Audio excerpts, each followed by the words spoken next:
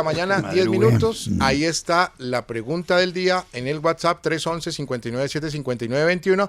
Y vamos de inmediato con protagonistas de la noticia, Juan Manuel, porque en las últimas horas hubo una reunión entre el presidente Gustavo Petro y los presidentes de los partidos de la U y los conservadores. Al término de la cual se supone, se cree o se ha informado que podría estarse salvando ya la reforma a la salud. Esto es muy importante porque ayer en la mañana, en este mismo horario del noticiero de RCN Radio, estábamos reportando una declaración de la ministra de Salud, Carolina Corcho, quien decía que había unas líneas rojas que no movía el actual gobierno y que si las cosas iban a ser muy distintas, iban a ser modificadas, el gobierno prefería retirar su proyecto de reforma.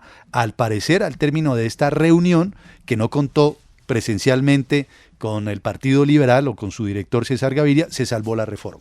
Dilian Francisca Toro es la presidenta del partido de la U y la vamos a saludar en unos instantes. Ya le vamos a repetir la llamada. Tenemos una falla ahí en comunicación. Es clave eso que usted acaba de anunciar, Juan Manuel. En la primera foto, y hablamos de hace una semana atrás, sí veíamos a Efraín Cepeda, a Dilian Francisca Toro, que son conservador y veíamos a César Gaviria. Sin embargo, anoche lo que ha trascendido es que por temas de agenda no acompañó el expresidente César Gaviria a la reunión. Pero que al término de ese encuentro, partido de la U y conservadores, se llegó a un acuerdo. Habría que ver qué piensa, por ejemplo, el partido Cambio Radical, que es protagonista de una noticia muy importante, porque se declaró ya en oposición. Formalmente en oposición, y así lo notificó al Congreso de la República y a las autoridades del caso. El Partido Cambio Radical pasa a ser partido opositor. ¿Qué va a opinar? Porque recuerden que Germán Vargas Lleras hace 8 o 10 días, el jefe natural de ese partido, había radicado su propuesta de reforma. Entonces, ¿acompañará el optimismo plenamente a todas las bancadas luego de la reunión de anoche? Esa es una de las inquietudes. Vamos a saludar a la presidenta del partido de la U, Dilian Francisca Toro. ¿Nos escucha? Gracias por estar con nosotros. Bienvenida a RCN Radio. Bueno, muy buenos días. Un saludo muy especial a usted y a todos los oyentes. Muy amable. Doctora Dilian Francisca, con lo que pasó anoche, con el encuentro entre el presidente Gustavo Petro, los conservadores y ustedes, ¿se salva el trámite de la reforma a la salud en el Congreso? ¿La reforma va para adelante? Mire, lo importante es que logramos tener un diálogo en donde nosotros le dimos a conocer al presidente las modificaciones que creíamos que debían de hacerse. Él también nos expresó sus líneas rojas y nosotros le aclaramos que precisamente la atención primaria, la atención integral en las zonas dispersas, todo lo que tiene que ver con el recurso humano en salud, todo eso nosotros estamos de acuerdo y que son parte de sus líneas rojas. Lo importante aquí es que también cuando nosotros hablamos porque llegamos a acuerdos de un sistema público y un sistema privado, pero ese sistema privado en la cual va a haber una articulación, que son unas gestoras, que son las EPS, pero las EPS que no van a tener las mismas funciones, porque ya las EPS no van a tener recursos, los recursos van a llegar directamente a los hospitales y a las clínicas en pago a los servicios que prestan. Tampoco van a tener integración vertical, van a tener una transición para que vayan acabando la integración vertical. La integración vertical quiere decir que tienen clínicas ellos mismos y se contratan ellos mismos. Y otra de las cosas es la posición dominante, que tiene que ver con qué hacen las redes, y las redes las hacen de acuerdo a lo que ellos piensen, pero se tiene que hacer ahora en esta reforma con las secretarías de salud para que sean mucho más objetivas las redes y las personas tengan mucho más capacidad para hacer libre elección, que es algo muy importante para este proyecto y para la salud de la gente. Entonces llegamos a ese acuerdo de que haya un sistema público, un sistema privado. En el sistema privado pues haya los centros de atención primaria que van a hacer toda la atención comunitaria, la atención al hogar, la atención cercana a su casa. La gente va a tener una adscripción a un centro de atención primaria, pero va a poder elegir otro de su conveniencia, y así de esa manera va a haber libre elección, que eso es algo muy importante. No se van a dejar ya esos fondos que eran más una burocratización del sistema, eso también, él tampoco está de acuerdo en el tema. Y pues manuales tarifarios únicos no es posible, tiene que haber un piso y un techo para que haya incentivo a la calidad. Y bueno, y la formalización del talento humano, que es muy importante, y la participación ciudadana.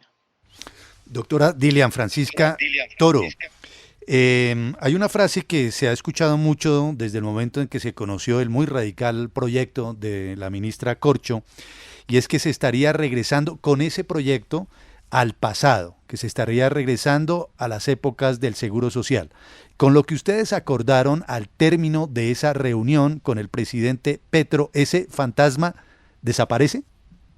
Claro, por supuesto, porque va a haber un sistema mixto, ya no va a ser un sistema público totalmente con una sola EPS inmensa, prácticamente iba a ser como un seguro social, pues eso ya, eso no, eso desaparece. Ahora ya van a estar los privados, van a estar los públicos, y pues por supuesto va a haber competencia, lógicamente, porque lo que se necesita es precisamente mejor atención al ciudadano. Aquí el centro del sistema es el paciente, la persona, y a veces por hablar de las instituciones se olvidan que el más importante es la persona, el ciudadano y el paciente. Sí, doctora Dilian.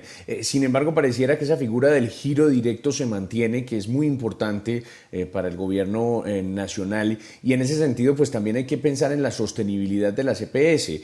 Si bien se transforman esas EPS, pero no se eliminan, no se acaban, se habla Doctora de... Dilian, regáleme un segundito porque creo que usted no está escuchando la pregunta que le está haciendo José Manuel Acevedo, director de Noticias RCN. ¿Sí lo escuchó? Sí, estoy acá. ¿Sí lo escuchó? Sí.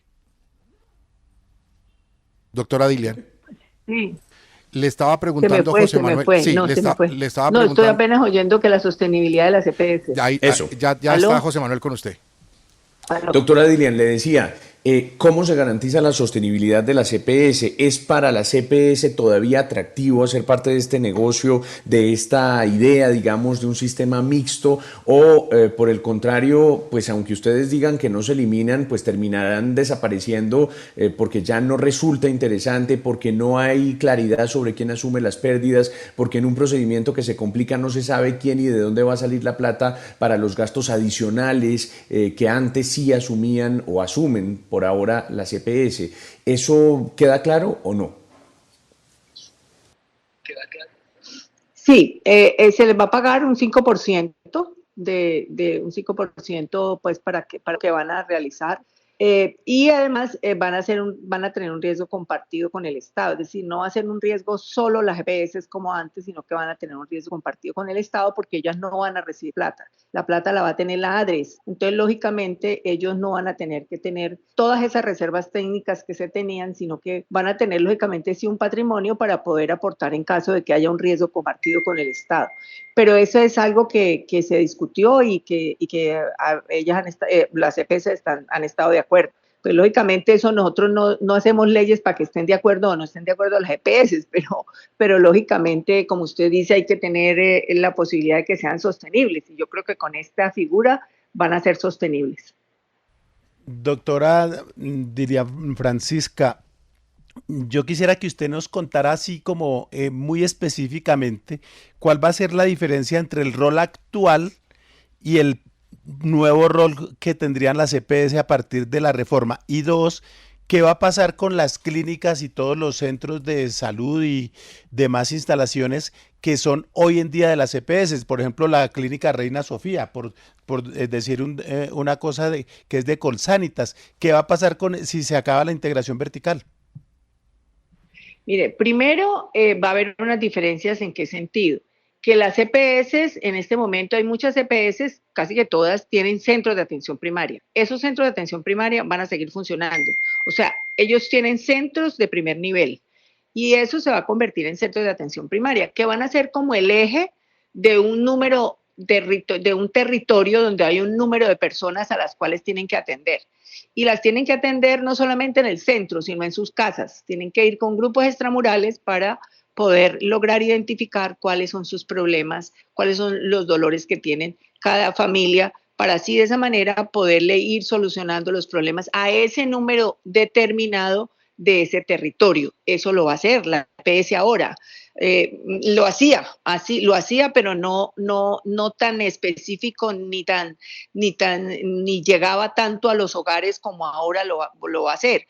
Por ejemplo, va a ser mucho más fácil, pienso yo ahora en un momento determinado, llegarle con los medicamentos a las casas. O sea, va a tener un servicio más cercano a la gente, más cercano a la comunidad, y eso es muy importante. Eso es lo primero. Segundo, va a articular todo el tema desde la promoción y la prevención de todo lo que está haciendo en el territorio, lo va a articular con las personas que están enfermas. Esas personas van a ir a una red integrada de servicios que va a ser clínicas privadas o públicas que se van a conformar para que esa persona que está enferma pueda ir a esas clínicas. Va a ser más expedito, porque la idea es que no tenga autorizaciones, sino que no haya barreras, que sea continuo el servicio que se les haga. Y a su vez, ellas van a auditar pues todo lo que hacen las IPS y las mandarán a la ADRES para que se pague. Eso es lo que van a hacer las EPS, que en la atención primaria no lo hacían tan territorial. Ahora se va a hacer, y se va a hacer mucho más cercano a la casa. Esa es la diferencia y lo que hace que sea mucho mejor el sistema. ¿Y con las clínicas? ¿Y con las clínicas qué va a pasar? Bueno, eso se les va a dar una transición. Una transición, ahora ellos definen si quieren seguir siendo EPS o quieren solamente prestar servicios en las clínicas. Pero lo que yo tengo entendido es que lógicamente tendrán una transición de unos años para que ellos vayan saliendo de las clínicas, pueden vender pues ya ellos definirán qué hacen con las clínicas, pero es ir disminuyendo poco a poco esa integración vertical. Ahora, podría ser que ellos no contraten con sus clínicas, sino que otros contraten con sus clínicas y ellos no pueden contratar, porque no puede haber contratación. ¿Cómo contrato yo a los mismos míos? O sea, que eso es lo que se hace ahora y eso no está bien. Sí. Eso es lo que se le quita a las EPS. Doctora Dylan Francisca Toro, en la reunión de anoche no estaba el expresidente César Gaviria. Esto, lo que se habló con el presidente, lo que usted nos está hablando esta mañana aquí en RCN Radio, ¿tiene ya el aval y está el Partido Liberal con ustedes? Conté anoche al presidente, el presidente nos autorizó para ir nosotros. No vamos a hacer nada a espaldas del presidente cuando con él y con sus técnicos fue que hicimos esas modificaciones a la reforma. Lógicamente nosotros fuimos autorizados por él. Y anoche le conté a él cree que fue productivo. Lógicamente nos vamos a sentar el miércoles tienen que sentarse los ponentes, tienen que sentarse los de las comisiones séptimas, que son los que aprueban la reforma, y ya con los técnicos sentados llevar eso al papel, o sea, esas modificaciones llevarlas al papel. Eso es lo que se va a hacer el miércoles. Usted, que conoce muy bien las entrañas del Congreso, doctor Dylan Francisca Toro, ¿nos puede decir que ya con este proyecto pasa la reforma? Se lo pregunto desde el punto de vista político porque pues ayer Cambio Radical se declaró ya formalmente partido de oposición, ¿verdad? Luego hay un grupo de senadores y de representantes que no estarían probablemente de acuerdo con el proyecto. Eso hay que verlo, ni más faltaba. Pero con lo que hay, ¿le alcanza al gobierno para pasar la reforma? Pues de verdad yo pues no puedo decirle porque nosotros tenemos que presentarlo a nuestras bancadas. El proyecto que presentamos, a las modificaciones, se las presentamos tanto el Partido Liberal, el Conservador y la U a nuestras bancadas y estuvieron de acuerdo. Ahora con estas modificaciones pues tendremos que presentarlos, pero pienso que las modificaciones son importantes porque se construye sobre lo construido y vamos a tener un mejor sistema de salud, sobre todo para el usuario, para el paciente. Yo que soy médica sé que el ser cercano a la comunidad es mucho más fácil para uno poder lograr tener mejores resultados en salud, y aquí lo que interesa es la vida, salvar las vidas. Entonces, pues eso es un proceso, así como usted me dice que yo conozco, claro, eso es un proceso. En el Congreso todo es mirando cómo están, qué es lo que opina el uno, qué es lo que opina el otro, y llegar a consensos y a concertaciones, sin perder la esencia, como decía el presidente, porque es cierto, sin que se pierda la esencia de lo que va a ser la reforma.